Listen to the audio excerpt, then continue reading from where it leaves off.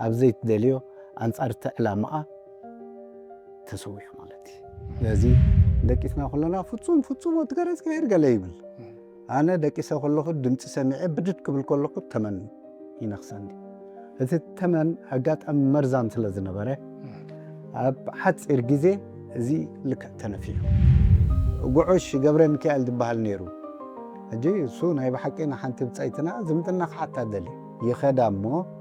الساعة تزاميدات سنيحة من السخام تزاميدات هيفلتني ما بتسيتينا بقى متى الله كم تلمود كم تبهلين عندنا كم تبهلين حبرة السماء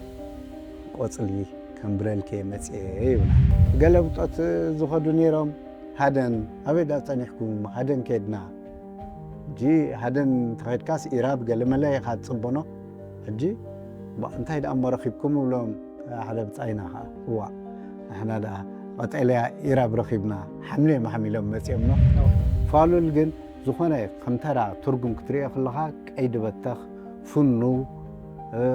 ديسيبلين زي بلو يمثل خون إزي ناي فالو المقصاص تبعي لذكاس جن ناي بحق يخون زي كونت حق أني ترجمه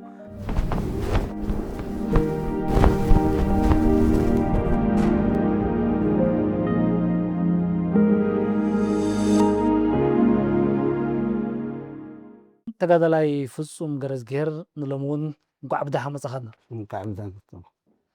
حريمو كما جمروا خننا ابتزحلف كفالات زبولكه عمت بعمت دماميرو نو حد غزي بزو فطرو زنبر كالو علو تاريخ قلقل رسيخات بوتات بخال زت زبولكه نيرمو نو اريم باختاتو كنو يغن نزوم بب غزيو ابتقدماي كفال تخاتاتيلوم هنست حساباتهم كبوخا زقنيو اقري خان اجوخا نبرلا كبلو خازقنيو نعوم قبر ملسيد ليمو انت خاتات تفلو مع سلام كتب مجمريا خبرت هابلي يبلوم ياباني اللي يبلوم بفلا يبتزحلفه قداماي كلاي كفال مس غزي منواح دارغازي نزارو بولو وي نترخو زلنا 4 دارغا 5 عمت زغبر ايو كم سب كترسع خزنقه بحرياوي مالتي تازي نايزو كله قداماي كلاي كفال تخاتاتيلو مقرمتان حبريتان زهابوني او وشتي يكون ابدغ زلو قدسات إيرتران تخاتاتلت نايز ميديا بتعمي يمسكن اتي زغبرو مكتتالن بزعبا هاجراوناتهم بزعبا تاريخ مقداسهم دقيمه يمسكن سلازي ابتت يخرم الله إلنا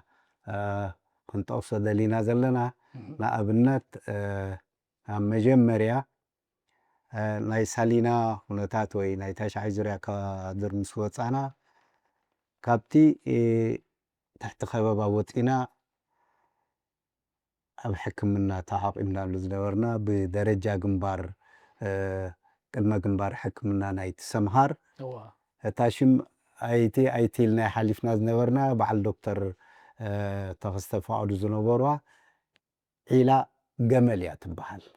شو انت خال كاين قبض حلفه ابتز حلفه نصر سلي هبنا نيرنا هاي قلتنا انت راح فشاوي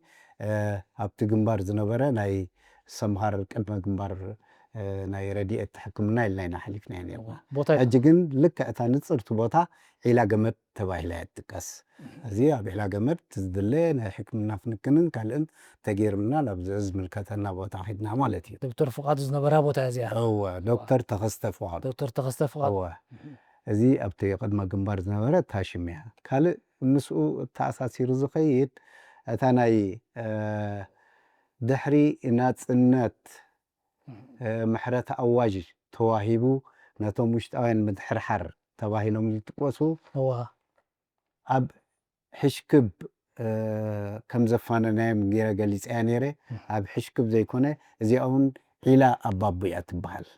كاب الى ابابيهم تبغيسون اذا مشتاين مدحرحر زتوالو مالت محرت اواج تغير لهم قال امنا بسباب مبار قال امنا عدوم بيوزحون السودان كيدوم زبلنا يوم كاب الى ابابو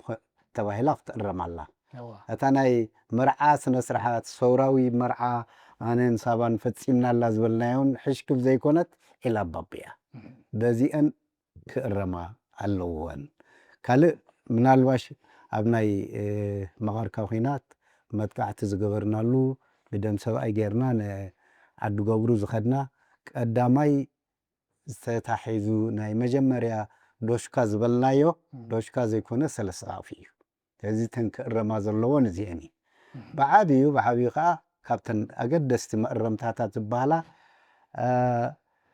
ኣብ 1977 ብፋሉል ኣብ ሰምሃር ተሓዊሶምና ምሳና ተጸምቢሮም ኢልና ከም ኣብነት ዝተቐስናያ ሓንቲ ጓል ኣንስተይቲ ምሕረት ኢልና ዝተቐስናያ ምሕረት ዘይኮነ ድሕርና ከም ዘረጋግጽናዮ ገነት ሓድሽ ተኽሊ እያ ትበሃል እዚኣ ገነት ሓድሽ ተኽሊ ትበሃል ልክዕ ከምቲ ኣቐዲመ ዝተቐስኮ ዝሓለፈ ኣነ ክስዋዕ እንተኾይነ ኣብ ግንባረይ ተሃሪመ እትስዋዕ ትብል ነይራ ኣብቲ ዝሓለፈ እውን ታሪኻ ቀሲልና ክንገልጸልኩም ኢና ዘለና ምሕረት ዘይኮነት ግን ሕጂ ገነት ምዃና ኣረጋጊፅና ገነት ድሕረ ባይታኣ ክንጠቕሶ እንተኾይና ገነት ብ1976 ዕለት 2 ወርሒ 1 ኣብ ተጋድሎ ሓርነት ኤርትራ ሰሊፋ ድሕሪዚ ኩነታት ናይ ተጋድሎ ሓርነት ኤርትራ ዘይምቹእ እናኾነ ኣካይዶኦም ዘይቁርሑ እናኾነ ምስ መፀ ልክዕ ኣብ 77 መፋርቕ ምስቶም ፋሉል ተባሂሎም ዝጥቀሱ ናብ ህዝባዊ ግንባር ሓርነት ኤርትራ ወይ ህዝባዊ ሓይልታት ተሰሊፎም ማለት እዩ እዚ ምሕረት ኣብ 1977 ባፅዕ ውግእ ናይ ባፅዕ ናይ ሳሊና ተሳቲፋ ድሕሪ እዚ ካብ ሳሊና ምስ ወፃና ድግድግታ ነርና ብድግድግታ ጌርና ደንጎሎ ጊንዳዕ ኩሉ ሓሊፍና ኣብ ሰይድሺ ኣብ ሓበናት ዝተባህለ ተሰውያ ልክዕ ኣብ ዞባ ኩናት ሕድሕድ እዩ ሕጂ እቲ ናይ ገነት ሓድሽ ተኽሉ እቲ ታሪኻ ኣብ ግንባረይ ዝስዋዕ ኣብ ግንባረይ ተወጊአ ዝስዋዕ ትብሎ ዝነበረት ልክዕ ነቲ ትቃወሞ ዝነበረት ፋሉል ተባሂሉ ዝጥቀስ እኮ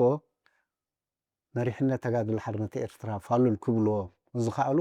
ኣንጻር ኣካይዶኦም ስለ ዝተቃወምዎም እዩ ፋሉል ግን ዝኾነ ከም ተራ ትርጉም ክትሪኦ ከለኻ ቀይዲ በተኽ ፍኑ ዲሲፕሊን ዘይብሉ የምስል ይኸውን እዚ ናይ ፋሉል ምንቅስቓስ ተባሂሉ ዝጥቀስ ግን ናይ ብሓቂ ከምኡ ዘይኮነ ሓቀኛ ትርጉሙ ኣራሚ ምንቅስቓስ እዩ ነይሩ ፋሉል ክበሃሉ ስለምንታይ መሪሕነት ኣንጻር ድሌቱ ስለ ዝኾነ ኣንጻር ዕላምኡ ስለ ዝኾነ ብፍላይ ከዓ ኣንጻር ኩናት ሕድ ደው ስለ ዝበለ ነቲ ኣካይዳ ናይ ተጋድሎ ሓርነት ኤርትራ መሪሕነት ስለ ዝተቃወመ እዩ ፋሉል ተባሂሉ እምበር ናይ ብሓቂ ፋሉል ኣይኮነን ናይ ብሓቂ እዚኦም ኣረምትን ናይ ምእራም ምንቅስቓስ ዘካይዱ ዝነበሩ ነቲ ኣካይዳ ናብ ንቡር ኩላህና ንሃገር ወፊርና ስለምንታይ ኣብ ነሕድሕድና ኩናት ንገብር ካብ ዝብል መንፈስ ተበገሰ እዩ ኣፈሙዝና ስለምንታይ ናብ ኣንጻር ሓደ ፀላእ ዘይነቕንዕ እዩ ልክዕ ኩሉ ግዜ እቲ ናቶም ምንቅስቓስ ነበረ ኣራሚ ምንቅስቓስ ነበረ ኩሉ ሰብ ክርድኦ ከዓ ዝኾነ ሰብ ፋሉል ክበሃሉ ከለዉ እንታይ እቲ ውሽጠ ትርጉሙ ኣይርድኦን እዩ ጥራሕ ከም ፋሉል ኮይኖም ዝወፁ ቀይዲ በተኽ መረዳእታታት ኣሎ ግን እቲ ሓቀኛ ትርጉሙ ኣራሚ ምንቅስቓስ እዩ ነይሩ ኣብቲ ግዜ እቲ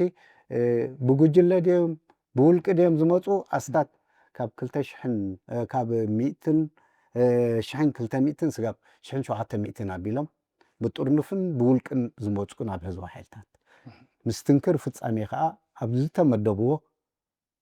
ታሪክ ሰሪሖም ሓሊፎም እዮም ዝበፅሑ ስለዚ እታ ናይ ፋሉል ገነት እውን ብምሕረት ተጠቂሳ ዝነበረት ገነት ሓድሽ ተኽሉ ተባሂላ ታሪኻ ክእረም ዘለዎ እዩ ኣማፃፅኣ ከዓ ልክዕ ኣብታ ዘይትደልያ ዓይነት ውግእ ኩናት ጠጠው ይበል ኩናት ሕድሕድ ኣየድልን እዩ ካብ ዝብሉ ምንቅስቓሳት ሓንቲ ኣባል ነይራ ኣብ ኩናት ሕድሕድ ኣብ ሓበናት ከዓ ተሰውያ ኣብቲ መስዋዕቲ እዚ ከዓ ምስተን ናህና ዋዕሮታት ገነት ጎልነፅ ስሉስ ተወልደ ካልኦት ብፁዕት ዘጠቓለለ እዛ ገነት ኣባል ናይ ተጋድሎ ሓርነት ኤርትራ ዝነበረት ኣብ ዘይትደልዮ ኣንጻር እቲ ዕላማኣ ተሰውያ ማለት እዩ ስለዚ እታ ክትእረም ዘለዋ ናይ ምሕረት ኢልናያ ዝነበርና ብከምዚ ክትእረመልና ንደሊ ማለት እዩ ስለዚ እቲ ክእረም ኣሎ ዝበልናዮ ዘን ነጥብታት እዚአን ኣብቲ ዝሓለፈ ቀዳማይን ካልኣይን ክፋል መእረምታታት ክግበር ኣለና ነዚ መእረምታ እውን ብዝተፈላለየ መልክዕ ተዓዘብቲ ተኸታተልቲ ናይዚ መደብ ርእይቶ ሓሳብ መእረምታ ስለ ዝገበሩ ኢና እንእርሞ ዘለና እዚ ከዓ ነዚ ሜድያ እዚ ዝሕብትምን ነዚ ሜድያ እዚ ናይ ምክትታል ብቕዓትን ዓቕምን ድሌትን ተሃገራውነትን ታሪክ ከመይ ይሰስን ከመይ ገይሩ ታሪክ ይዕንብብ ዝብገስሉ ዘለዉ ምዃኖም ክርዳእ ክኢለ ማለት እዩ ስለዚ ናይ ነዊሕ ዓመታት ሓምሳ ዳርጋ ዝገበረ ኩሉ ሰብ ክርስዕ ባህርያዊ ክዝንግዕ ቅቡል እዩ እናተመላላእኻ ስለ ዝኾነ ታሪክ ግን ኩሉ ግዜ ታሪክና እናተመላላእና ክንከይድ ይግባእ ዝብል መልእኽቲ እየ ዘመሓላልፍ ነቶም ተገዲሶም ነዚ መልእኽቲ እዚ ዘመሓላልፉ ከዓ ናይ ብሓቂ ደጊመ የመስግኖ ጽቡቕ ተጋዳላይ ፍጹም ገረዝጌር ተኸታተልትና ነገሮም ገዱ እውን ነቲ ክፉእ ገጽ ናይ ውግእ ሓድሕድ ኣብ መንጎ ክልተ ኣሕዋት ዝነበረ ክፉእ ገጻት ናይ ታሪኹን ጠቒስዎ ኣሎ እግረ መንገዱ ገርመኩም ግን ተኸታተልቲ ኤርትሪያን ሜድያ ኔትወርክ ኣብ ዝሓለፈ ወርሕስ ኣዋርሕ እንታይ ብለና ነይሩ ፍጹም አንታ እዚ ኩሉ ተካኢ መንእሰይ ወለዶ ናይዚ ሃገር ኣብ ደገ ዘሎሲ ማዕረ ክንደይ ምስ ታሪኹ ተቃኒኾም ዘሎስ ገሪምኒ ይሄ ምስ በልናዮ ካብ ፍቐዶ ኩርናዓት ናይዚ ዓለም እዮም ክድውሉ ይቀንዮም እዚ እዩ እቲ ዘኹርዓና ዘቕስነና ታሪክ እውን ንዓና ከምዚ ዘይጠቅም ታሪክ ተዛሪበስ ከምዚ ዓይነት ዋጋ ሂቦም ግብረ መልሲ ዝሃቡኒ ብፍላይ ነቲ ሓድሽ ወለዶ ቅሳነት ፈጢርለይ ምናልባት ንዕኡ ንኡስ ታሪክ መስለኹን ፍጹም በር ዓበ ታሪክ እውን ዝኸበርኩም ተኸታተልትና ኣብቲ ዝሓለፈ እዋናት ፍጹም ዝገበሮ ታሪክ ብዙሓት ተኸታተልቲ ካብ ፍቐዶ ኩርናዓት ናይ ዓለም ምስ ደወልኩም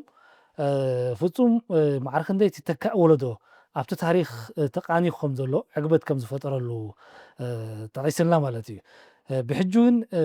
ነቲ ታሪክ ብዕምቆት ናብ መፅሓፍ ገፁ ከይድ ምዃኑ እውን ኣውኪልና ኣሎ ኣብ መፅኣ ንሪኦ እዚ ኢልና ግን ናብ ናይ ሎሚ ዕላልና ክመልሰኩም ተኸታተልቲ ኣብተን ተሪፎን ዘለዋ ነጥብታት ዘይጠቐሰና ኣብቲ ቀዳማይ ክፋል ንሕጂ እውን ከነጠቓልሎ ብሕቶ መልክዕ ኣምፂና ዘለና ሕቶና ክንሰግር ፍጹም ናባኻ ተመሊሰ ኩነታት ተዓሊም ምስጋናቱ ኩነታት ተዓሊምን ምሮትን ብድሆታትን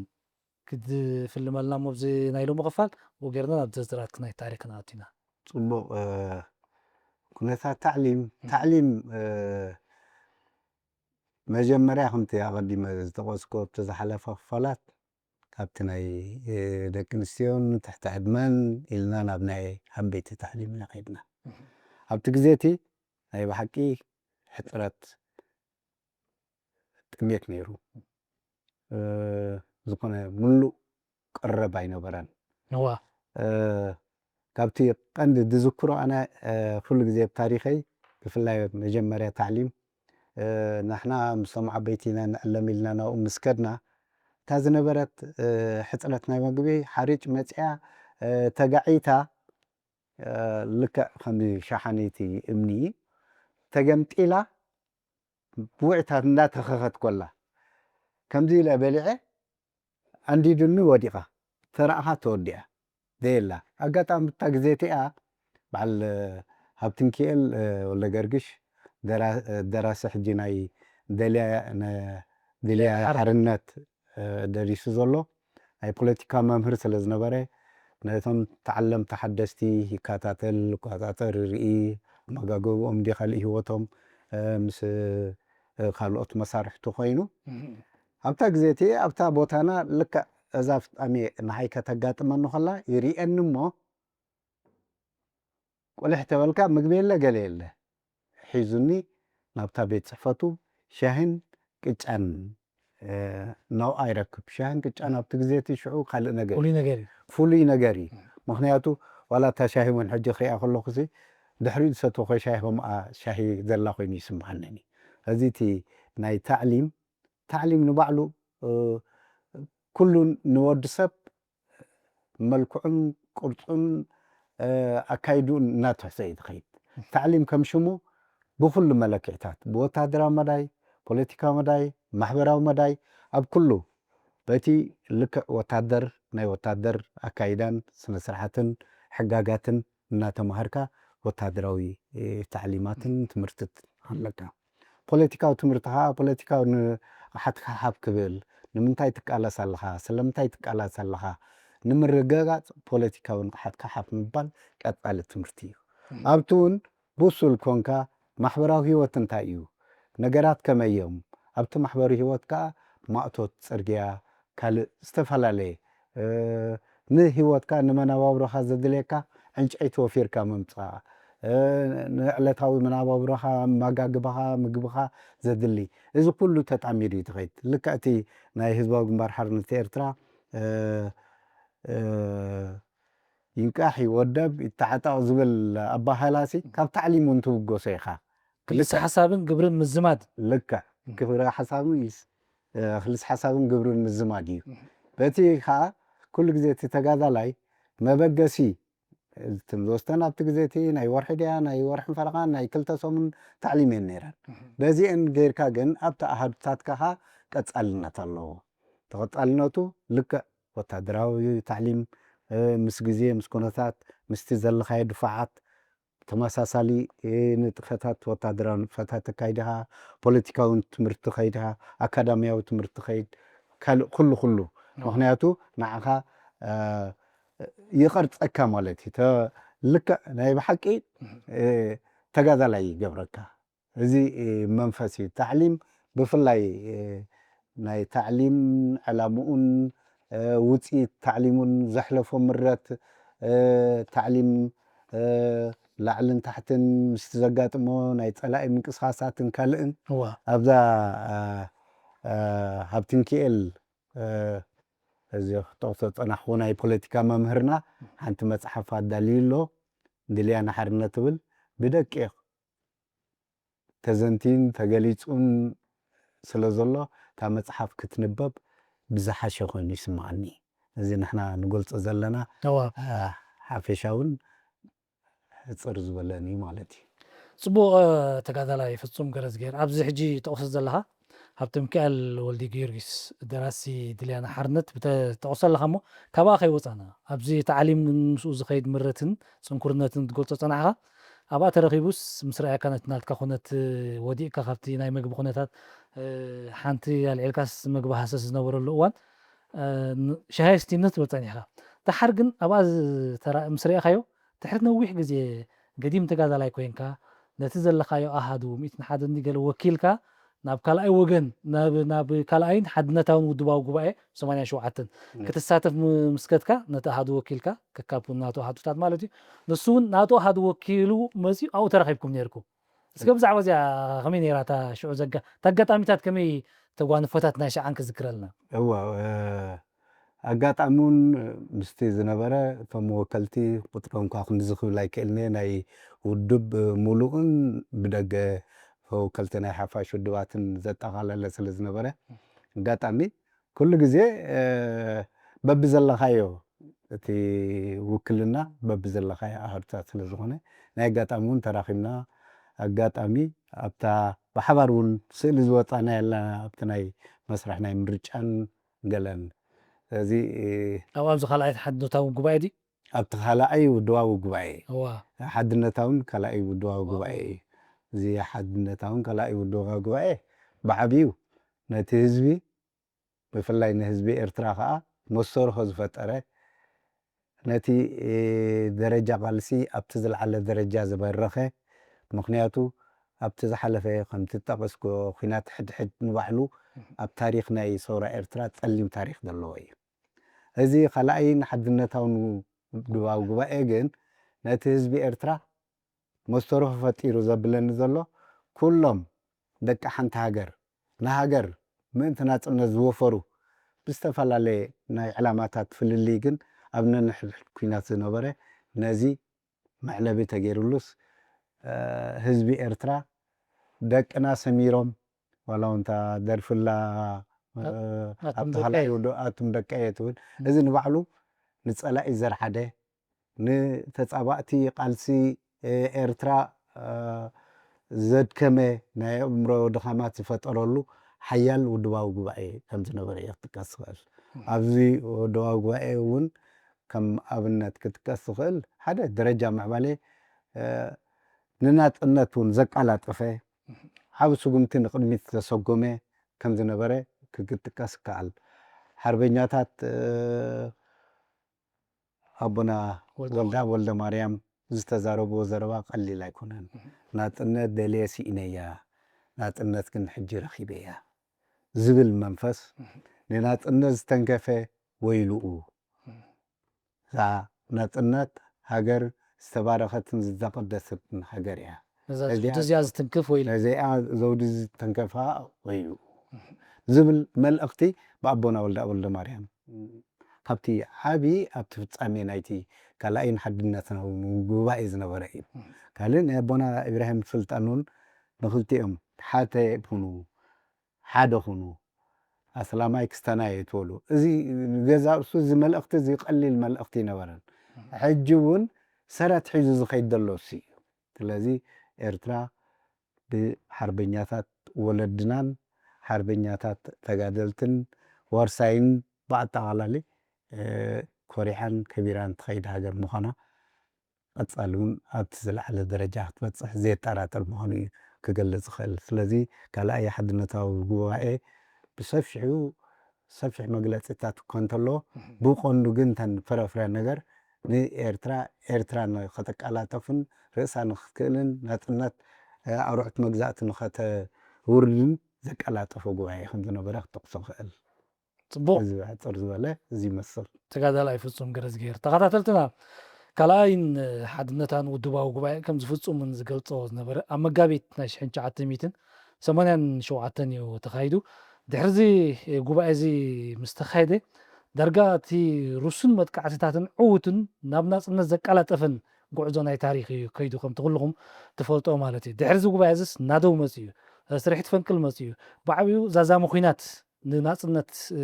ዘቀላጠፈ ዓወታት እዩ ኣምፂ እዚ ጉባኤ እዚ ብጣዕሚ ልዕሊ ኩሉ ሓድነት ክልተ ዜጋታት ክልተ ውድባት ፈጢሩ ናብ ማእከል ናይቲ ታሪክ ዘምፀ ጉዕዞ ታሪክ ምንባሩ ኣብ ርእሲ ናይ ዝፍጹም ከውክእ እዩ ስለ ዝደልዩኸ እዚ ኢለ ናብ ሕቶይ ናብ ፍጹም ተመሊሰ ተኸታተልቲ ኤርትራያን ሜድያ ኔትወርክ ፍጹም ኣብ ሰሜናዊ ምብራቕ ሳሕል ኔርካ ሰሚዐ ኣለኹ ኣብዚ ሰሜናዊ ምብራቕ ሳሕል እዚ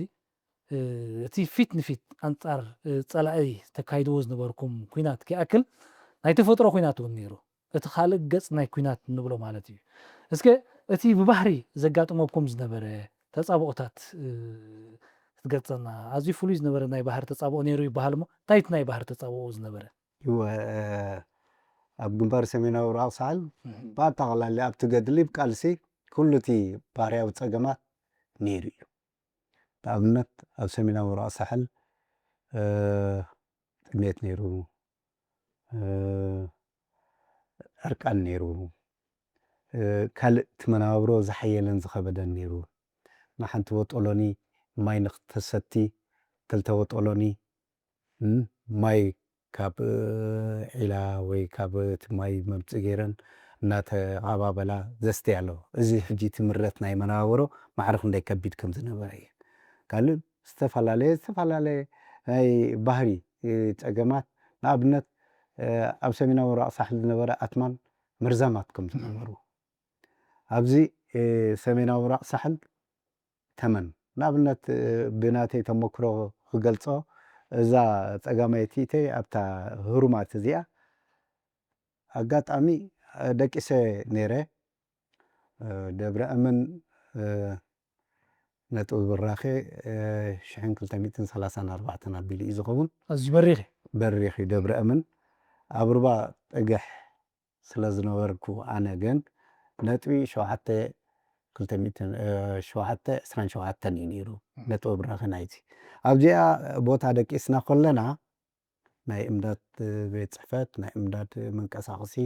መከፋፈሊ ቦታ ስለ ዝነበረ እዩ ኣብዚኣ ኩለና ኣጋጣሚ ወዲ ሕዱግ ዝበሃል ናይ በዓል ወዲ ኢታይ ናይ ብሪጌድ 4 መራሒ መኪና ዝነበረ መልእኽቲ ሒዙ ይመጽእ እሞ ውዑይ ስለ ዝነበረ ደቂስና ከለና ፍጹም ትገረዝከ ገለ ይብል ኣነ ደቂሰ ከለኹ ድምፂ ሰሚዐ ብድድ ክብል ከለኹ ተመን ይነኽሰኒ እዚ ተመን ኣጋጣሚ መርዛም ስለ ዝነበረ ኣብ ሓፂር ግዜ እዚ ልክዕ ተነፊሑ እታ ማኪና ስለ ዝነበረት ግን ብቐጥታ ወዲ ሕዱግ ናብ ሓሊበት ኣብ በዓል ዶክተር ሚካኤል ነበራይ ኣብኡ ወሲድኒ ሚካኤል ገብረህይወት ሚካኤል ገብረህይወት ገባራይ ዶክተር ሚካኤል በቀጥታ ኢንፊዥን ገይሩ ኩሉ ብመልክዕ ተምላስን ውጥኣትን ቁሩብ ግዜ እንተ ዝወስድ ምሞተ ነይሩ ዝብል እዚ ልክዕ ከምዚ ናይ ከምዚ ገይሮም ክጠምቅዎ ከለዉ በቲ ንካስ ልክዕ ክንድርግኦ ዝሰብሐ ኣካላት ኩሉ ፍጭዓጫ እናበለ ይወፅእ ፎርሴፕ ሙሉእ ይኣቱ ነይሩ ብሙሉእ ፎርሴፕ ሓደ ዝተወሰነ ወርሕን ገለን ዝኸውን ኣብ ትሕቲ ሕክምና ፀኒሐ ብስንክት ናይ ተመን መርዛማት ተመን ምዃኖም ናይ ገሊኦም ውፀትና እውን ናይ ኣጋጣሚ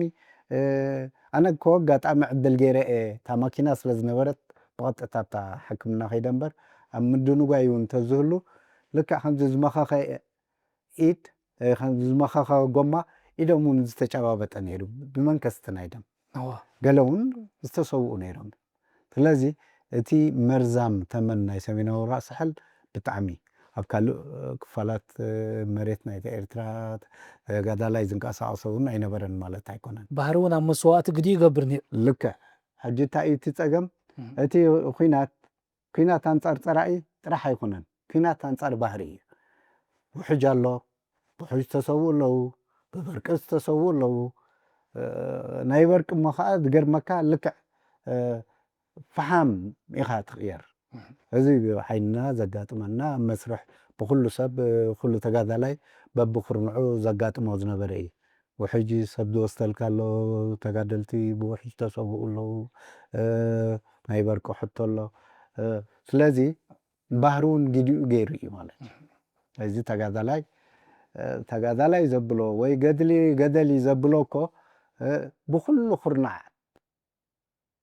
ኣንፃር ፀራኢ ፊት ንፊት ተዋጊእካ ጥራይ ዘይኮነሲ ኣብ ሰላም ግዜ እናሃለኹ እናበልካ ኣብ መነባብሮኻ ትሒዝካ ከምዚ ዝበልናዮ ናይ ለመምታ ዝተፈላለዩ ንያትማን ትቋፃፀሮ ዘይትኽእል ውሕጅ ሓንደበትነት ናይ ውሕጅ ኣጋጥመካ ናይ በርቂ ሕቶ ኣሎ እዚ እውን ንባዕሉ ሓደ ካብቲ ናብቲ ገድሊ ዘምርሮ ምረት ናይቲ ቃልሲ ማለት ናይ ባህሪ ተፃብኦ እዩ ልክዕ ፅቡቅ ከም ዝግለፅ ከዓቢ ፅቡቅ ፍፁም ካልእ ኣብ ጉዕዞ ናይቲ ሰውራ ካብ ዝተጠርየ ፍሉይ ረቑሓይታት ናይቲ ጉዕዞ ታሪክ ህላወ ደቂ ኣንስትዮ ሱታፌ ደቂ ኣንስትዮ ኤርትራ ነቲ ቃልሲ ሙቆትን መቐረትን ካብ ዝሃቡ ነገራት እዩ ነይሩ እሞ ተራ ደቂ ኣንስትዮ ኤርትራ ተራ ተጋደልቲ ደቂ ኣንስትዮ ኤርትራ ኣብዚ መዳይ እዚ ብኸመይ ትገልፆ ኣብቲ ነዊሕ ናይቲ ጉዕዞ ታሪክ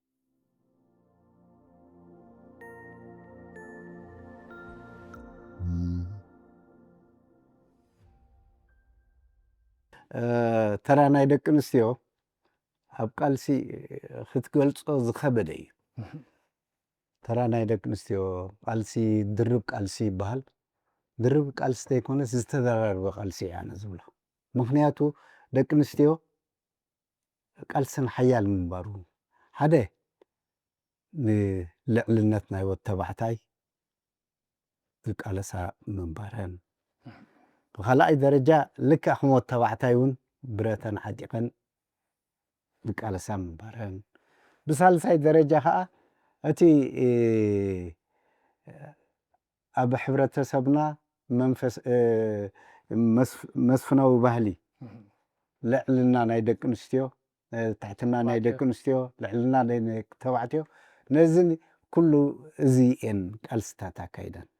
ብፍላይ ደቂ ኣንስትዮ ሲ እዋ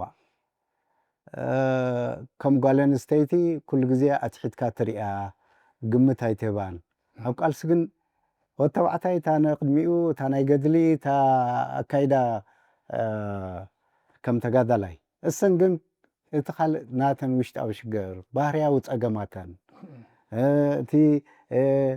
ዓንታዊ ዝጠቕስናዮ ናይ መስፍናዊ ዕብለላ ብደቂ ኣንስትዮ ብደቂ ተባዕትዮ ትሕትናን ላዕቀትን ዝነበረን ነዚ ኩሉ እዚአን ተቃሊሰን ኣንጻር ኩሉ ድርብ ጭቆና እየን ተቃሊሰን ንምባል በቃ እቲ ቃልሰን ዝተደራረበ ዘብሎ እዚ እዩ እሱ ጥራይ ዘይኮነ ደቂ ኣንስትዮ ነዛ ሃገር ብዙሕ ከፍ ኢለን እየን ወላዳት መኻናት ኮይነን እየን ጠጋ ማህፀነን ንሃገር ወፍየን እየን ናይ ደቂ ኣንስትዮ ቃልሲ እሞ ከዓ መግለፂ የብሉን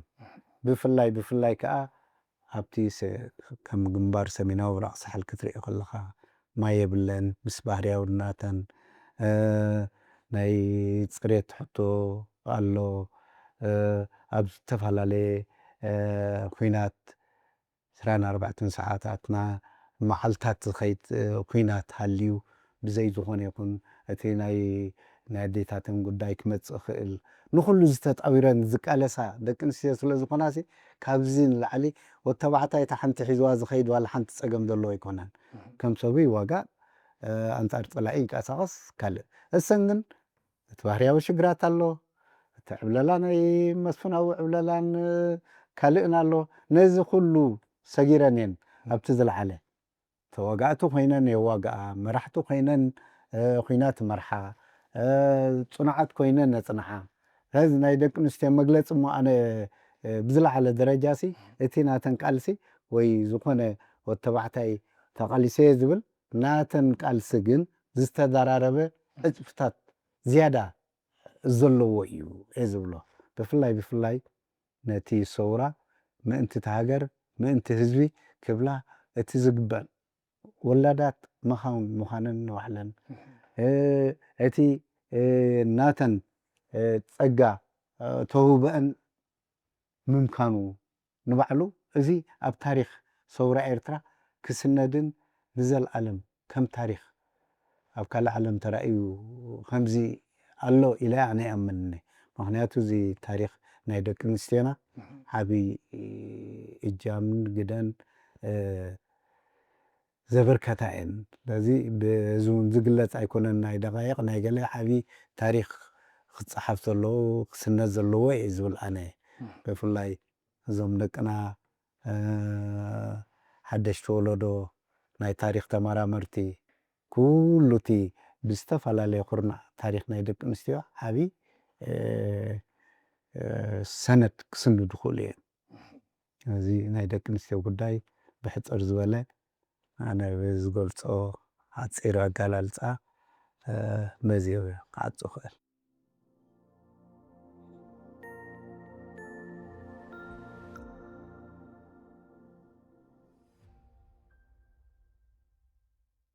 መቐርካ ጉዳይ እንድያ ናይ መቐርካ ጉዳይ መጀመርያ ፀላኢ ንኸረን ክሕዛ ተሃንዲዱ ካብ ኣስመራ ኣሎ ዝበሃል ኣፅዋሩን ሰራዊትን ሒዙ ምስ መፀ ንሕና ኣብ ጋሽ ባርካ ኢና ነርና ካብ ጋሽ ባርካ ብህፁፅ ካብ እንገርነት ተበጊስና ብሩባሓን ሰባ ኣብ ሩባሓን ሰባ ውሕጅ ዓጊትና በቲ ይኹን በቲ ግን ኣብ መቐርካ ኣብ ደቂ ሸሓይ እቲ ቦታ ናይ ተጋድሎ ሓርነት ኤርትራ ይኹን ዳኣምበር ተጋድሎ ሓርነት ኤርትራ ነይሮም ገለ ክፍልታት ናይ ህዝባዊ ግንባር ወይ ናይ ህዝባዊ ሓይልታት እውን ነይሮም ንፀላኢ ተሃንዲዱ ዝመፅእ ዝነበረ ዓጊቶሞ ጋእ ኣቢሎሞ ፀኒሖም ንሕና ከዓ ብህፁፅ ልክዕ ወርሒ 8 1978 ንግሆ ወጋሕታ ኣብ ደቂ ሸሓይ ኣቲና ትውግእ ኢድ ብኢድ እዩ ነይሩ ድሕሪ እዚ ፀላኢ ተገቲኡ ንድሕሪት ክምለስ ጀሚሩ ብፍላይ እቲ ኣህርታትና ዝመፀ ሓደ ኣርካን ሓርበኛ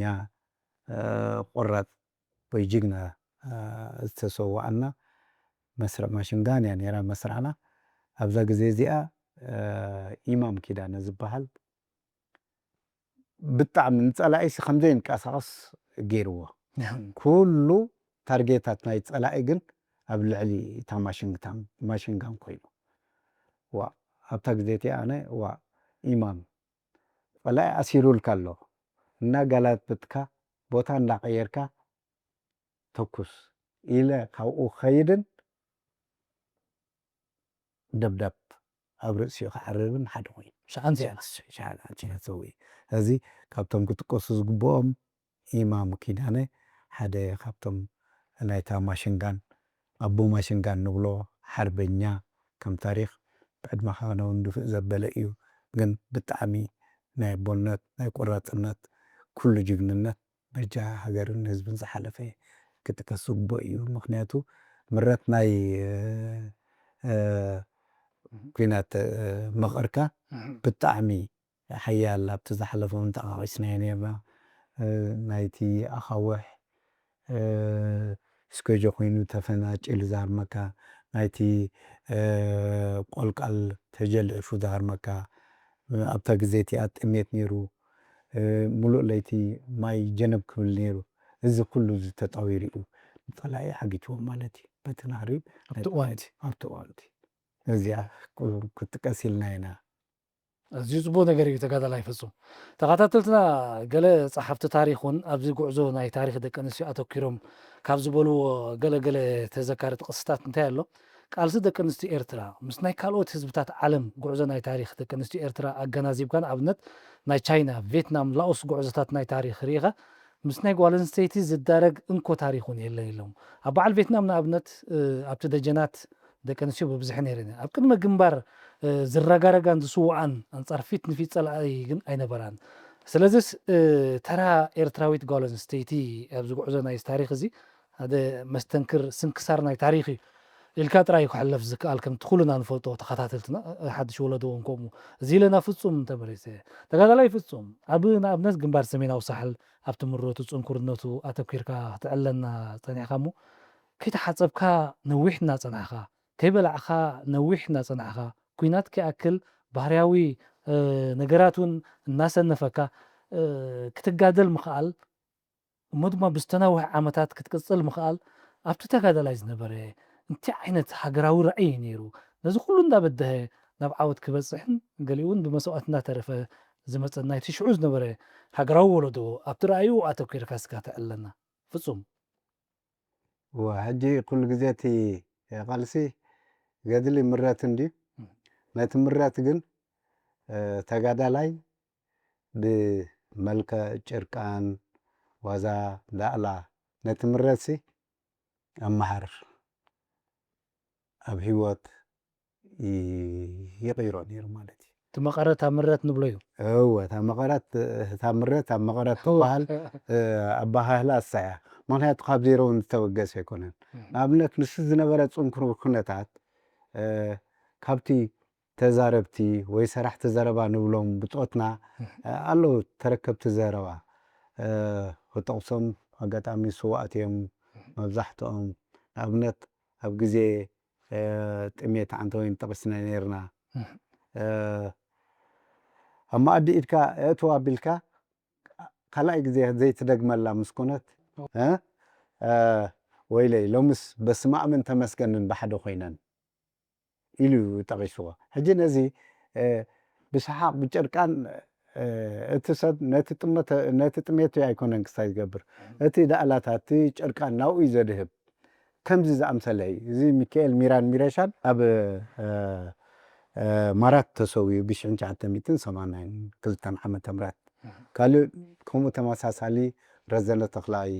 ኣባቡ ዝበሃል እዚ ረዘነ ተኽላይ ኣባቡ እውን ኣብ ግዜ ምዝላቕ ሕብረት ሶቪየት ንፀላኢ ደርጊ ዘይተኣደነ ፃር ኣብ ዝሃበሉ ግዜ ኩሉ ግዜ እናዘለቕና ነፈርቲ ናይ ፀላኢ ዳርጋ ከልዕለና እንዳደለያ እናሓጨጫ ደብዳባት እናገበረ ክስታይ ይኸይድ ነይሩ ነዚ ምረት እዚ ነዚ መንፈስ ናይ ምዝላቕ መንፈስ እዩ ዝግበር ዘሎ እቲ ስነ ኣእምራዊ ካልእን ብጭርቃን ብመልክዕ ቁም ነገር ዋዛ እናለኣኹ ሕጂ ንኣብነት እንታይ ይብል ነይሩ ረዘነ ተኽላይ ኣባቡ ህዋ ሕብረት ሶቪየት ብቴክኖሎጂ ንሕና ከዓ ብኢግሮሎጂ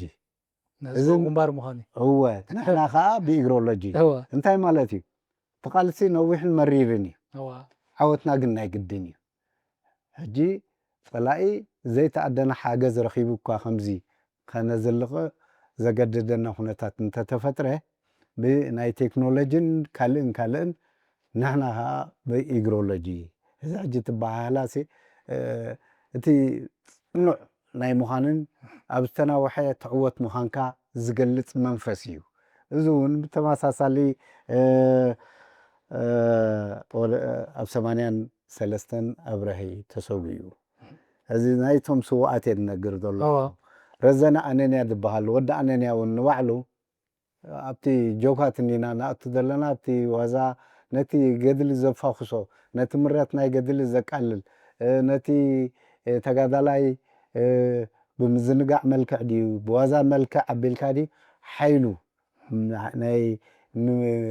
كلاس منفسو تحيللو أقاواتي نابنا تحجيزي رزنا عنيني أدبلو قطامي بحكمنا مهنات أبزارها قال خيدو نيرو أبتا مرعى ناي حدا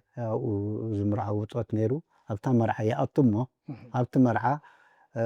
كابتم أسلفتي سخا يتعدم كان زحينتو استاجيرو با تم قالت وا قدفو إلهم أتا مؤدي تقريبا تزارباي سلازو هنا ودانيني أنتاي دول حجي دولت مستغربة دولت الله بعلم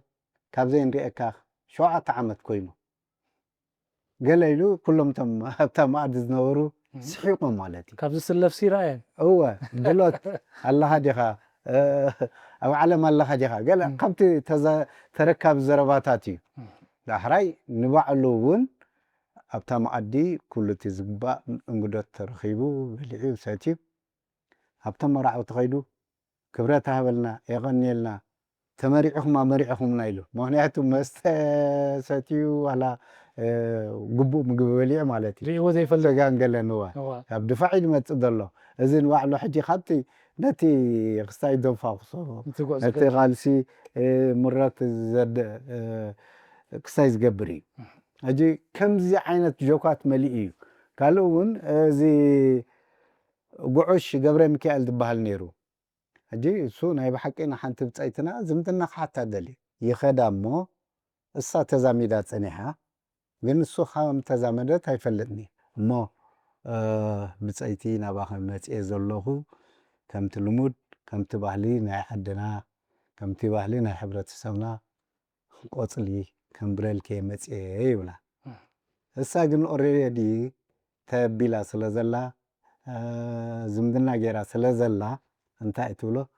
እስኻ ቆፅላ ተንብረለይ መፂኻ ጉንዲ ኣውዲቖም ላይ ኣለዉ ትብሎ أجت قندوتي قبل يالله درست تزاميد الله ملختي ملختي قعش رؤس لحقه مولعان إذا قند دا أخي مجيرنا خنا العلو يلوا خيدو مالتي هذه صلاح لو مزلق أكيد خمزناتكي يجابا قبلنا حاجتي أبتي أكوبي للتقاضى لايك على الكتشرو كله كابتي تشرك أنا زنورة خمي كم زنورة تيوتي وكل مستعد بورا قال السون ترى دي كنا زي برهانة زبهل هو بوليتيكا تمرتي كلتا سمين كوريا كلتا يمن قال زي البوليتيكا تمرتي نيرو زعبازي سكملس قال لي بهالمودي برهانة بيارجليني انتاي بلسو نوا قدفنا عنده ناي زوم رحق كيبل ناسي ناي زوم قدبنا دلو كلتاش ما نقص كمان لعلاين تحتاينش ما نقص كميلن وتين هاي فلتنا أيكون قال عالم ناي كالوت كوريا دو يمن دو كندني ولسي أو عدنا زلوا كمان كلتاش ما نقص هو كلتاش ما نقص ناي فلتنا زل كموي حجزي إيوتي دفونتي تقاضلاي أبتي مستقم نجار بوازا ملكا عمسلكا بشركة عمسلكا سي نتي مرت يفاخصو قالون قلبت زخدو نيرهم هادن أبدا تنحكم هادن كيدنا جي هادن تخيد كاس إيراب قال ملا يخاد صبنا جي انتهي دا أما رخيبكم ولهم حدا بتاينها هو احنا دا قتلي إيراب رخيبنا حملي ما حملهم مسيمنا نتا حملي قتلي إيراب رخيبنا متنا أجي خمزي تاتي نتي تقاضى لي دزانا وقعو نتي تميت نتي زنبرة شجر تأجمات نص تأجمو أبو تأخلط شجر تتأجم بخمزن ود خمزن نتي مرت نايك ألسون يفاقسوني رمالتي هذه تقاضى لي نقول نجار كيلو يدخيد هذه إذا خبتي شرك أنا زنبرة نتقال سيزب فاقسو زنبرة أكيدا نتقاضى ليو صبوف الزوم ጽቡቕ ነገራት እውን እግረ መንገዲ ካብቲ ተዘካሪ ዋዛታትን ዳዕላታትን እዚ ሕጂ ንኣብነት ናይዛ ዳዕላታትን ገለን ዝብል ካብቶም ውፆትና ተዛረብቲ ወይ ሰራሕቲ ዘረባ ንብሎም ሓንቲ መፅሓፍ ዘለወት ኣላ ብጻይ ኢያሱ ኣሰፋ ወዲ መናሃብሮ ዳርጋ 300 ገለን ሓዘልቲ ሕዝቶታት ከምዚታት ኣሎ ኣነ ከም ኣብነት ሓደ ክልተ ናይቶም ልዕሉ ዝኾነ ከዓ ስዋዕት ስለ ዝኾኑ ነዚኦም ክትቀሱ ስለ ዝደለኹ እየ እምበር ካልእ ከምኡ ብዙሕ ዘሎ እዚ ብሓደ ኮርነር ናይ ሓደ ዝበለ ኣሃዱ ክኸውን ይኽእል ብኩሉ ብውዱብ መልክዕ ድዩ ብካልእ ተሪእኻ ከዓ ዓብይ ብዙሑን ገላፅን ነቲ ሂወትካ ነቲ መነባብሮኻ ነቲ ካይዳኻ ዝገልፅ ጭርቃን ዋዛ ምስ ቁም ነገር ሓዘል እዩ እዚ እታ ናይ ወዲ መነባብሮ መፅሓፍ ክትንበብ ዝበለፀ ኮይኑ ይስማዓኒ ኣነ ነቲ ናይ ገድሊ ሂወት ዝጠቅስ ብጭርቃን መልክዕ ዝካየድ ዝነበረ ኣካይዳ በዚ ጋጣሚ እውን እታ መፅሓፍ ክትንበብ ምሕፅንታኻ ቅሪብካ ኣለኻ ወዲ መነባብሮ ገዳሲት ዳዕላን ዋዛን ዘርእስታ መፅሓፍ ፅሒፍ እዩ ተኸታተልትና ድሮውን በፂሓትኩም ክትከውን እሙንቶናይ ኣፈቐዶ ኩርናዓት ስለተዘርጊሓ ዘላ ምዝ ፍጹም ዝገበሎ ተኸታተልትና ቅድሚ ነዊሕ ዓመታት ኣብ ግዜ ወረታ ቃልስስ ካብ ደገ ምዕባሌታት ናይ ሜዳ ካብቶም ዝመፁ ዝነበሩ ወፃእተኛታት ሓደ መፅዩስ ተጋደልቲ ናብ ብቀረባ ናብቲ ደፍዓት ቀሪቦም መጥቃዕቲ ኣለና ኢሉ ካብቶም መራሕቶም እናሓበሮም ብጣቕዒት ምስ ገለፅዎ ነቲ ናብ ኩናት ክትኣትዉ ኢኹም ዝብል ኣገላልፃ እንታይ ኢሉ እቲ ወፃእተኛ ፃዕዳ እንታይ ዓይነት ሰረተ እምነትና ተሃናንፃ እኒኣ ሃኒፁ ህዝባዊ ግንባር ናብ መስዋእቲ ኢኻ ክትከይድ እናተባህለ ዘጣቕም ዝሕጎስ ነቲ ሓጎስ ድማ ዘስዋዕ ወለዶ እንታይ ዓይነታት ተሃናንፃ ኢሉ ዘቕርቦ ናይ ቅድሚ ናፅነት ታሪክ እውን ዘኻኺርና ፍጹም እዚ ተኸታተልትና ፍጹም መልሰኩም ኣለዎ ፍጹም እዚ ሓደ ካብቲ ዳዕላን ዋዛን መቐረት ናይቲ ገድሊ ምንባሩ ጠቂስካልና እሞ ቀዲመ ግን ኣፍእም ዘበልኩ ሓሳብ እንታይ ነዚ ከምዚ ዓይነት በዲሁ ዝኸይድ ነበረ ተጋዳላይ እቲ ዓይነት ሃገራዊ ራእይ ነይርዎ ንኩሉ ፅንኩር ናብ መቐረት እናቀየረ ዝዋጋእ ነበረ እዚ ትራእይ ንኣብነት ዋላ ካብ ባዕልኻ ጅምር ዝናፅነት ነዊሕ እዩ እምበር ክትመፅእ እያ ናፅነት ዝበልካሉ እዋናት ነይሩ ዶ መቐፀልቲ ናይቲ ራእይ ስለ ዝኾነ ናባኻ ምፅያ ዘሎ ሕጂ ተጋዳላይ ተስፋ ይቆረፅን ኣይቆርፅን ኢኻ ብዝኾነ ይኹን መንገዲ እቲ ዝካየድ ዝነበረ ካበይ ተበጊሱ ናበይ ይኸይድ እቲ ምዕባሌታት ናይቲ ቃልሲ እውን ብቐረባ ናቱ ተዋሳዒ ስለ ዝነበረ ብዘይ ተስፋ ምቁራፅ እዩ ምክንያቱ ኣተሓሓዛ ናይቲ ምንቅስቃስ ወይ ናይቲ ቃልሲ ብውሕሉል ኣካይዳ ይካየድ ስለ ዝነበረ ንኣብነት ኣብ ስትራቴጂያዊ ምዝላቕ እንዲዳ ሰብ ተስፋ ቆሪፁ ፋሕፋሕ ክብል ዝግብኦ ዝነበረ ምክንያቱ ኣፍ ደገ ኩለን ከተማታት ዝበዝሓ ሒዝና ኣፍ ደገ ኣስመራ ሎሚ ዶ ፅባሕ ኣስመራ ንኣቱ እናተባህለ ካብ ኣስመራ እዩ ምሳሕል ተመሊሱ ግን ሓደ ክልተ ተሪኦ ይነበረን ማለት ኣይኮነን ነይሩ እዩ ግን ብኣጠቓላሊ ብደረጃ ክትሪኦ ከለኻ ዳርጋ 99 ካብ 100 ተስፋ ከይቆረፀ ድሕሪ ነዊሕ ቃልሲ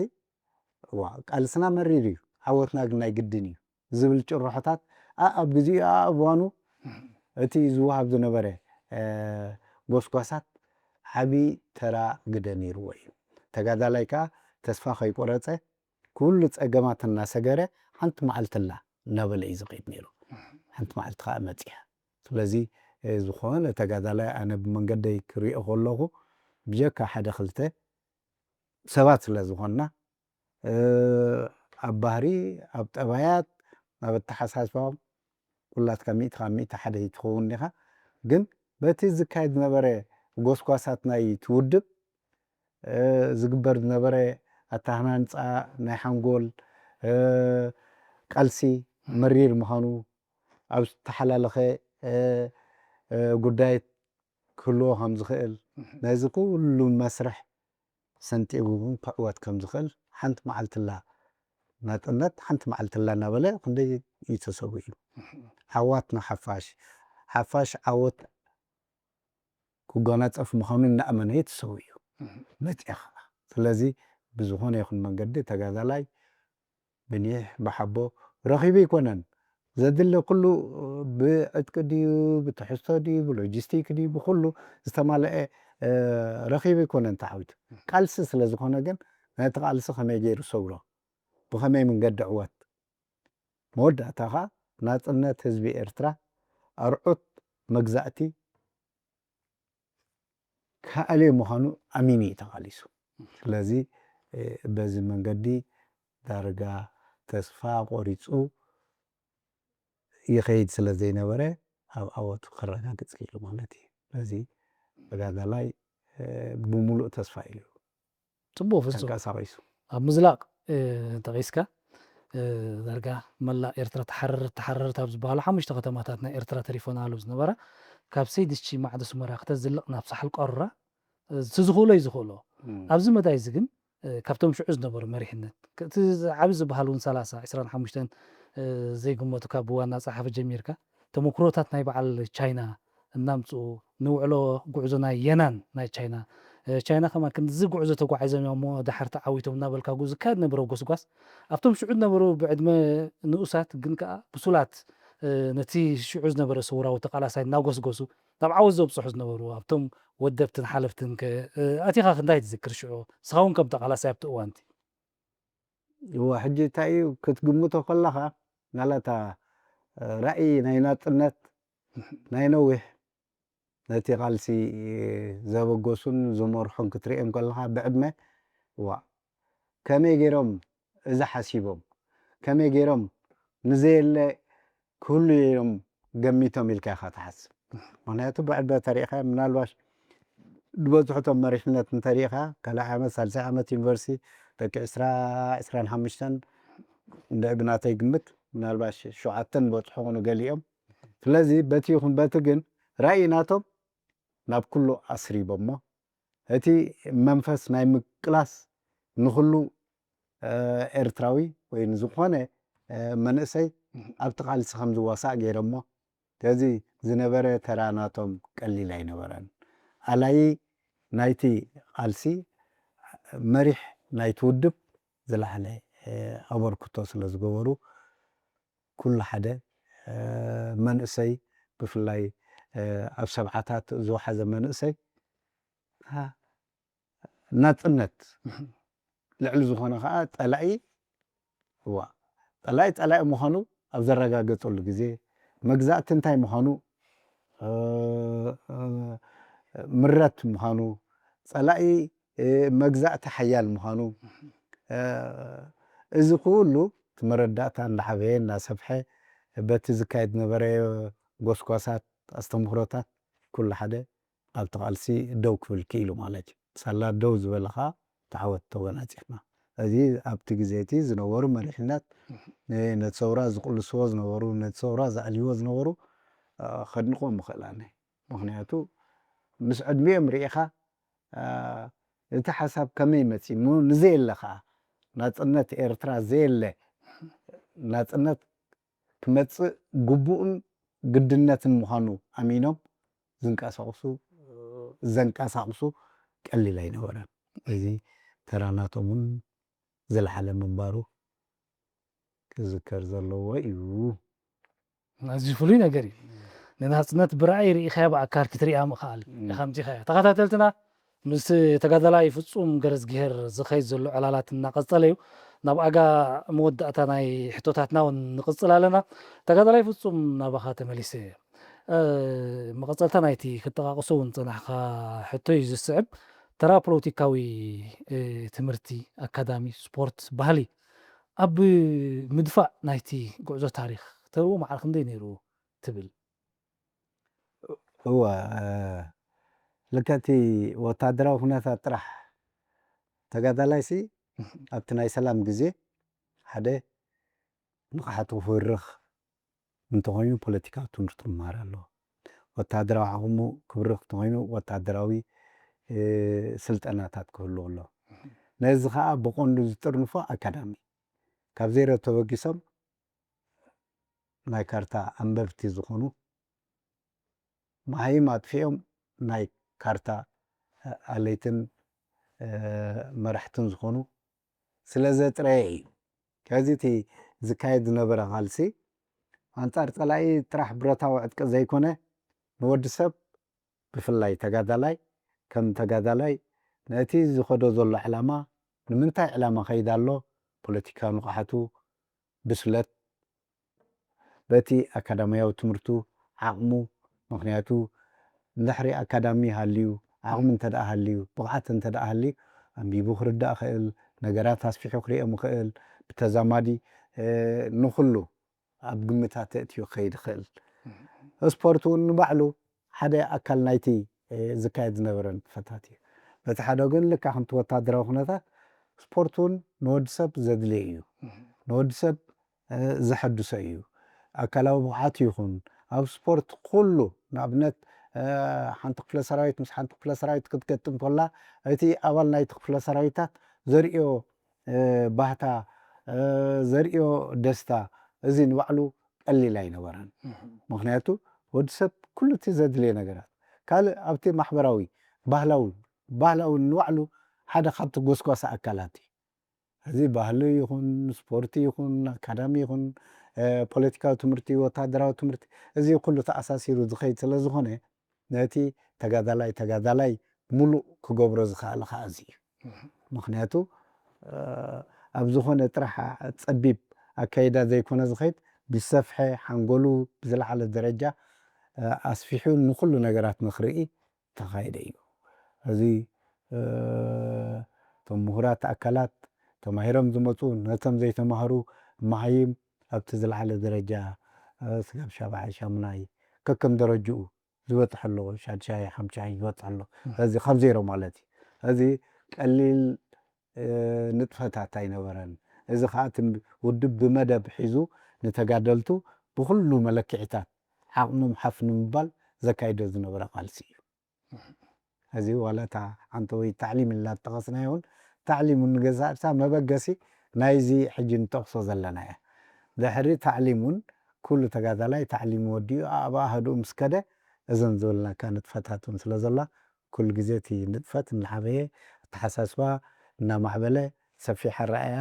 እንዳሕዘ እዩ ዝኸይድ እዚ ነቲ ንኽብጀዎ ተቐሪብሉ ዘሎ ንመስማዕቲ ድልውነቱ ዘሎ ብንቕሓት بفلتات بإمنات إيزو خدو مالتي هذه قليل ترى أي نورن هذه زكايد نورن تفتات هذا تقاذا لايك سواء خلوسي نمنتاي سواء الله سلامتاي تسوي أمين له نتعلم أمين له دواقع ذلو دسنكل ذلو دسواء ذلو هذه إذا كله تأساسي رزخيت نتفتات نتتقاذا لاي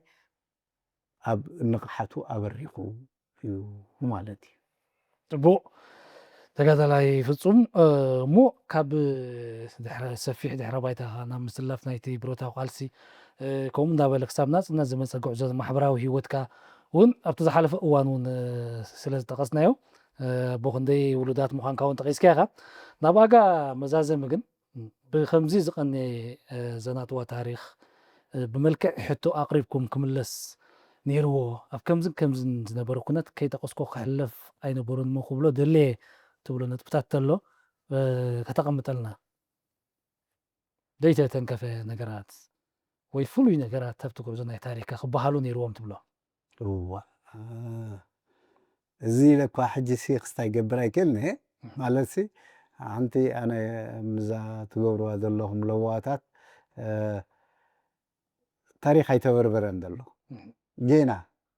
زي نيا 50 عامات ندحريت تملسنا نقبرو زلنا قدم كون تقبون دي جن كمبل بلما يتوعون اللي تقداي حجون شحن حدا بتوتنا له نناتهم تاريخ نناتهم وعلو خقلت زخولو بزحت قالو كم زي خيت حتري بالسفحن بزمعبلن كل حدا تقادله كله يخيد يدلو تاريخه حجوي زحلف ذلو ስለዚ እዚ ብውልቂ ዝተበገሰ ብሰፍሐ እንተዳእ ኮይኑ ግን ዓብይ ታሪክ ናይ ኤርትራ ክስነድ ይኽእል ኩሉ ተጋዳላይ ከዓ ናቱ ውዕሎ ኣለዎ ናቱ ታሪክ ኣለዎ ኩሉ ክገልፅ ይኽእል እዩ ምብጋስ ጥራሕ ደው ኢሉ ዘሎ ስለዚ ከምዚ ጌርኩም ከተባጋግሱ ዝወሲድኩሞ ዘለኹም ተበግሶ ክቕፅል ኣለዎ ዝብል እምነት እዩ ዘለኒ ኩሉ ሓደ ነናቱ ታሪክ በቢ ውዕለታቱ ክገልጽ ይኽእል እዩ እዚ እዚኣ ቀጻልነት ዘለዋ ነቶም ካልኦት ብፍላይ እቶም ገዳይም ልዕሌና ተመክሮ ዘለዎም ብዕድመ ዝደፍኡ ዘለዉ ግዜ ከይከዶ ከሎ ቀልጢፍኩም ተቐላጢፍኩም ታሪክ ክትስንዱ ኣለኩም ዝብል እምነት እዩ ዘለኒ ጽቡቕ ፍጹም ተኸታተልትና ቅድሚ ነዊሕ ዓመታት ሓርበኛ ቦና ወልደ ማርያም እንታይ ኢሎም ነይሮም ሃገር ኣምፂናያ ብብጻይካ ግን ከዓ ንጠንቀቕ ሃገር ከይነጥፍኣ ብኣኖ ደስኻ ብጭቕጫቕ ማለት እዩ እዚ ኢለ እንታይ የታሕቶ ናብ ፍጹም ከምፅኣ ደልየ ተኸታተልትና ፍጹም ተመሊሰካ ኣብቲ ቀደም ግዜ መንእሰይ ወለዶ ኤርትራ ካብ ኣብ መቐረት እናሃለወ ካብ ከተማ ካብ ገጠር እዚ ከይኣክል ዋላ ካብ ስደት ካብ በዓል ኣሜሪካ ኣብቲ ምቁር ሂወት ናነበረ ናብቲ ከርፋሕ ናብራ ሂወት ናብ ገድሊ ናጽነት ንህዝቢ ኤርትራ ንምጉንጻፍ ይወፍር ነይሩ እዚ ቦትኡ እናሃለወ ኣብዚ ሕጂ እዋን ናጽነት ኮይኑ ብፍላይ ናብቲ ብደገ ዘሎ ወለዶ ኩሉ ግዜ ሓደ ክዓስብ ዝደለየ ከደናግር ዝደለየ ንመንእሰይ ዘደናግር ነቲ ኣብ ደገ ዘሎ ብፍላይ ንኡስ ጨልግዕ ወለዶ ብሓደ ሓደ ከምዚኣቶም ንኸይደናግር ብታሪኹ ዝሕበን ሃገራዊ ወለዶ ንክኸውን እንታይ ዓይነት መልእኽቲ ኢኻ ተመሓላልፈሉ ብዘይጠቅም ነገራት ንኸይደናገር ንሃገሩ ዝሕለቕ ብዝሓለፈ ሕድሪ ጀጋኑ እናተሓበነ ካልእ ታሪክ ክሰርሕ ዝጓየ ወለዶ ንክህነፅ ኣብቲ ርእሲ ዘሎ ማለት እዩ እንታይ ትብላ መወዳእታ ብኣ ክንዛዝም ኣሎ ኣብ መወዳእታ ክብሎ ዝደሊ ከም ለቦዋ ብፍላይ እዞም ኣብ ደገ ተወሊዶም ዝዓበዩ ወለዶም ሃገሮም ከላልይዎም ኣለዉ ምስ ሕብረተሰቦም ከላልይዎም ኣለዉ ኣብ ዝተፈላለየ ድሮውን ናይ ገሊኦም ከም ንሪኦ ዘለና ኣውንታዊ ዝኾነ ኣካይዳ ንኣብነት ኣብ 2 ዓመት ድዩ 3 ዓመት ደቆም ክረምቲ ኣብቲ ናይ ዕረፍቲ ግዜኦም ኣብዚ መፂኦም ዘምህርዎም ኣለዉ ኣብዚ ክመፁ ከለዉ ሕብረተሰቦም ፈልጡ ህዝቦም ፈልጡ ሃገሮም መፁ ኣማጣጣ እዛ ሃገር ርድኡ እቲ ዝካየድ ንጥፈታት ርእዩ ብዓቕሞም ነታ ሃገር ከንታይ ከበርክቱላ ክሓስቡ ይኽእሉ ስለ ዝፈለጡ ስለዚ ኩሉ ኣብ ደገ ዘሎ ልክዕ ከምዚ ሕጂ ኣብዛ ኤሪትርያን ሜድያ ተኸታቲሎም ዝሃበሩና ሓበሬታ ዝሃቡና መልእኽቲ ክሪኦ ከለኻ ኩሉ ህሉ ኩነታት ናይ ሃገሮም ክከታተሉ ብዓብዪ ከዓ ኣብ ሃገር መፂኦም ምስቲ ሕብረተሰቦም ምስ ሃገሮም ከላለዩ ኣለዎም እዩ ዝብል እዚ ድሕሪ ተኻይዱ እቲ